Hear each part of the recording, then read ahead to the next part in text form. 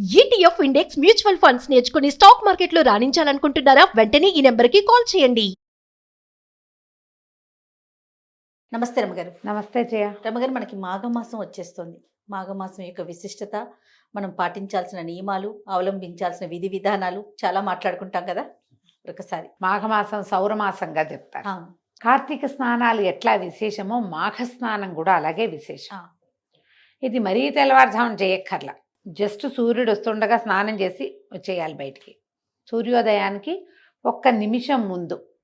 మనం మాఘ పురాణం కూడా చేసాం ఇదివరకు.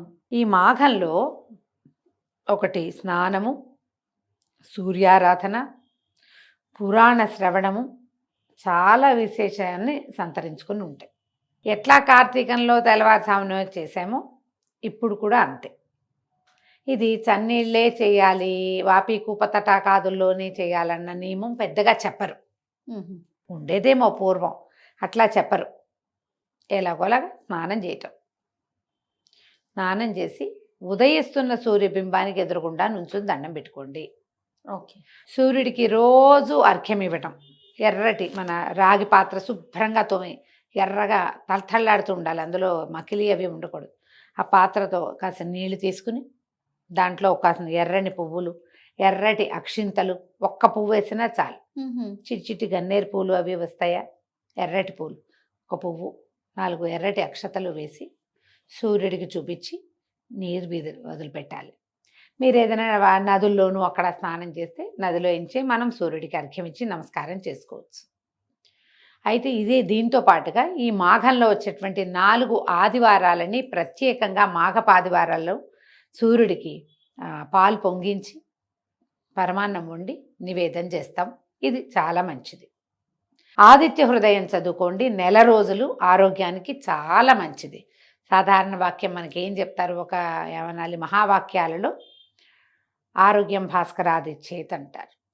ఆరోగ్యం సూర్యుడి వల్ల వస్తుందంటే సూర్యుడిని రోజు చూసినా వస్తుంది, సూర్యుడిని పూజించినా వస్తుంది, సూర్యుడికి సంబంధించిన స్తోత్రాలు ఏమైనా చదివినా వస్తుంది. దాంతోపాటు అది ప్రత్యేకంగా సౌరమాసం అని చెప్పబడే మాఘమాసంలో కనుక చేస్తే అది ఇంకా విశేషం, అది ఇంకా ఫలవంతంగా ముందుకెళ్తుంది. మీ అవకాశాన్ని బట్టి ఏది కుదిరితే అది చేసుకోండి. మాఘాదివారాలు 4 వస్తాయి, తర్వాత ఏమో రథసప్తం వస్తుంది. ఈ 5 రోజులు తప్పనిసరిగా సూర్యుడికి ప్రీతిపాత్రమైన పాయసాన్ని వండి, పరమాన్నాన్ని వండి ఆవు పాలతో చేస్తే మంచిది. స్వామికి నివేదన చెయ్యండి. ప్రత్యక్ష నారాయణ స్వరూపుడైన సూర్య భగవానుడు ఆరోగ్యాన్ని ఇస్తాడు.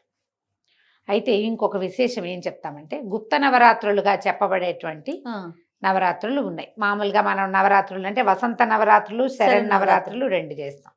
ఈ రెండిటితో పాటు గుప్త నవరాత్రులుగా శ్యామల నవరాత్రులు ఇప్పుడు వస్తాయి. అవునండి. వారాహి నవరాత్రులు కూడా వస్తాయి. ఈ గుప్త నవరాత్రుల్ని క్షేత్రాల్లో, పీఠాల్లో, మఠాల్లో జరుపుతారు. ఇళ్లలో అందరూ చేసుకోవాల్సిందే, చేయకపోతే కుదరదు లాంటి భావాలు లేవు.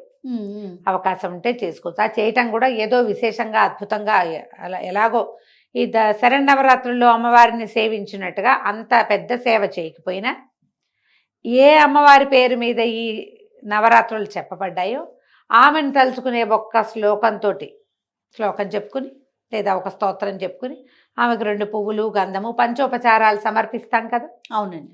ఆ పంచోపచారాలు సమర్పించి నమస్కారం చేసుకున్న ఈ 9 రోజులు చేసుకోవచ్చు. పాడ్యం నుంచి మొదలుపెట్టి చొల్లంగా అమావాస్య మర్నాటి నుంచి మాఘం మొదలవుతుంది. అవును. ఆ రోజును మొదలుపెట్టి 9వ రోజు దాకా చేసుకోవాలి. ఇది పగలు చేయాలా, రాత్రి చేయాలా, మీ అవకాశాన్ని బట్టి. మీరు పెద్దదిగా చేసుకోదలుచుకుంటే ఎవరైనా పురోహితుడితో, పెద్దవారితో సలహా లేకుండా చెయ్యొద్దు. సింపుల్గా నేను చెప్పినట్టుగా చేసుకుంటామంటే దీపారాధన చేసేటప్పుడే అమ్మవారి శ్యామలాదేవి పేరు కూడా చెప్పుకుని చేసుకోవచ్చు. శ్యామలా దండకం చాలా విశేషమైనది, శక్తివంతమైనది. విద్య, ఉద్యోగము ఈ రెండిటికి అత్యద్భుతమైన ఫలితాన్ని ఇస్తుంది శ్యామల. ఆమె మంత్రాధిష్టాన దేవతగాను కనపడుతుంది మనకి. అంత పెద్ద పెద్ద వాటికి వెళ్ళొద్దు, సింపుల్గా చేసుకోండి. శ్యామల దండకం చదువుకోవచ్చు. శ్యామల స్తోత్రం అని ఒక చిన్న స్తోత్రం కనపడుతుంది, అవకాశం ఉంటే అదైనా చదువుకోండి. ఒట్టిగా మాణిక్య వీణాం ఉపలాలయంతి మదాల సామంజుల వాగ్విలాసం మాహేంద్ర జ్యుతి కోమలాంగి మాతంగ కన్యాం మనసా స్మరామి చాలు, అంతే.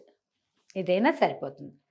మీరు దండకం చదువుకోగలిగి మీకు నోరు తిరిగితే తప్పులు చదవకుండా దయచేసి ఆ తప్పులన్నిటినీ నేను ఇంత బాగా చదువుతున్నాను అని ప్రజలందరికీ వినిపించకుండా మీ తప్పులు మీరే చదువుకోండమ్మా, తప్పులు సవరించుకుని చదువుకునే ప్రయత్నం చేసి అమ్మకి ఏదైనా విశేషమైన నివేదన చేసి పెట్టి, పెద్దదిగా చేస్తే, సింపుల్గా చేస్తే శ్యామలకి ఆకుపచ్చని పళ్ళు నివేదన చేస్తే మంచిది. జామకాయలు ఆకుపచ్చగా ఉండే జామకాయ నివేదన చేయొచ్చు. ఏదైనా పొలగం చేసి పెడతాము, పెసరపప్పు వడపప్పు పానకం చేసి పెడతాము, చేయండి. ఆకుపచ్చటి కాయలు, రేగుపళ్ళు, రేగికాయలు, పెద్ద పెద్ద రేగికాయలు వస్తాయి, అలాంటివి కూడా పెట్టచ్చు. ఆకుపచ్చటి అరటిపళ్ళు కనపడతాయి, అవైనా పెట్టుకోవచ్చు. మీ ఓపిక. పచ్చవి రోజు ఆకుపచ్చటి కాయ జామకాయలు కనుక పెట్టుకుంటే చక్కగా వెళ్ళిపోతుంది. అవకాశం ఉంటే ఈ 9 రోజులు అది జరుపుకోండి. ఈ 9 రోజులు జరిపినా జరపకపోయినా మాఘంలో వచ్చేటువంటి 4 ఆదివారాలని, రథసప్తమిని సూర్యారాధనకి అంకితం చేసుకోండి. ఈ ఆదివారాలు, మాఘాదివారాలలో బ్రహ్మచర్యం పాటించాలి. మీరు పాలు పొంగించేటట్టయితే నూనెతోటి వండుకోవద్దు, నూనె పదార్థాలు ఏవీ తినద్దు, మాంసాహార భక్షణ కుదరదు. ఇతరత్ర ఆదివారం పార్టీ కదా, పొద్దున్న పూజ చేసుకుని సాయంత్రం పార్టీకి వెళ్దాం, కుదరదు, చేయబోకండి. మీరు గనక ఆదివారం నాడు నేతితోటి వంట చేసుకుని బ్రహ్మచర్యం అవలంబించి చక్కగా పూజ కనుక చేసుకుంటే ఆరోగ్యానికి మంచిది. పొద్దున్నే పాలు పొంగించటము, ఎండెక్కిపోకూడదు. తెల్లవారే సూర్యోదయం అవుతుంటుంది, పాయసం వండుతారు. ఆ ఉదయించిన సూర్యబింబాన్ని చూస్తూ ఈ పాయసాన్ని ఆయనకి నివేదన చేసి సూర్యుడికి సంబంధించినటువంటి సూర్యమండల స్తోత్రము, అలాంటివి బోలెడని స్తోత్రాలు ఉన్నాయి, ఏదో ఒకటి చదువుకోవటం, లేదా ఆదిత్య హృదయం చదువుకోండి. ఆదిత్య హృదయం కూడా అద్భుతమైన ఫలితాన్ని ఇస్తుంది. చదువుకుని నివేదన చేసుకుని పగలు భోజనం చేసి సాయంకాలం కొద్దిగా తక్కువ ఫలహారం చేస్తే మంచిది. దాంట్లో క్లియర్గా చెప్తారు, స్త్రీ తైల మధు మాంసాని అని. బ్రహ్మచర్యం చేయాలి, నూనె వస్తువులు తినకూడదు, మధువు మాంసము ముట్టుకోకూడదు. మీ అవకాశాన్ని బట్టి 4 వారాలు రథసప్తమి అంటే 5 రోజులు చేస్తారా, లేకపోతే ఒక్కరోజే చేసుకుంటారా? మీరు ఏ రోజు పాలు పొంగించి సూర్యుడికి నివేదన చేస్తారో మీకు ఒక్కరికి కాదు, మీ ఇంటిల్లిపాదికి ఇదే సూత్రం. అప్పుడే ఆరోగ్యానికి మేలు జరుగుతుంది. మీకు అవకాశాన్ని బట్టి పురాణం ఎలానో ఉంది, అక్కడి నుంచి పురాణ శ్రవణం ఉంది. మాఘ పురాణం ఎలాగో ఉంది, సుమన్ టీవీలో ఇంచుమించు అన్ని ఛానల్స్లోనూ వేయబడుతుంది. ఏ సమయంలో కుదిరితే ఆ సమయంలో మాఘ పురాణం వినండి. పురాణ శ్రవణం చేస్తే మరీ మంచిది. నెల రోజులు ఆదిత్య హృదయం చదవటము, సూర్యుడికి పొద్దున్నే లేచి దండం పెట్టుకోవటము, పురాణం వింటము. పొద్దున్న లేచి దండం అంటే స్నానం చేసి కదా దండం పెట్టుకోవాలి. ఈ నియమాన్ని పాటిస్తే ఆరోగ్యం బాగుంటుంది. తప్పకుండా. నమస్తే. నమస్తే.